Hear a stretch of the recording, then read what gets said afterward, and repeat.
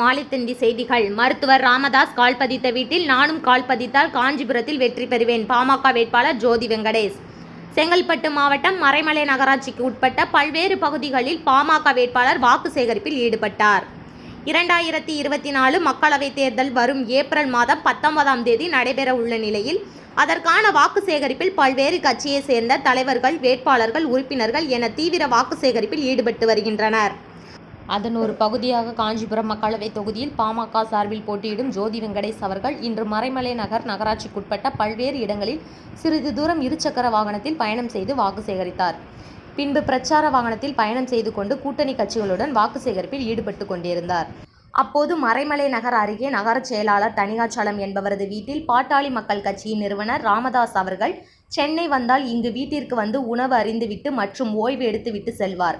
இந்நிலையில் காஞ்சிபுரம் மக்களவை தொகுதி வேட்பாளர் ஜோதி வெங்கடேஷ் அவர்கள் மருத்துவர் ராமதாஸ் அவர்கள் பாதம் பட்ட வீட்டில் நானும் சிறிது நேரம் அமர்ந்து சென்றால் வரவுள்ள நாடாளுமன்ற தேர்தலில் வெற்றி பெறுவேன் என்று வீட்டில் அமர்ந்துவிட்டு பின்பு பிரச்சாரத்தில் ஈடுபட்டார். அவருடன் பாட்டாளி மக்கள் கட்சியின் முன்னாள் சட்டமன்ற உறுப்பினரும் மாநில வன்னியர் சங்க செயலாளருமான திருக்கச்சூர் கி. ஆறுமுகம் மற்றும் கூட்டணி கட்சிகளை சேர்ந்த நிர்வாகிகள் வேட்பாளர் ஜோதி வெங்கடேசனை அவர்களை ஆதரித்து கூட்டணி கட்சி நிர்வாகிகள் தீவிர வாக்கு சேகரிப்பில் ஈடுபட்டனர். மேலும் செய்திகளை உடனுக்குடன் தெரிந்து கொள்ள மாலைத்தந்தி நியூஸ் சேனலை சப்ஸ்கிரைப் செய்யுங்கள். நன்றி.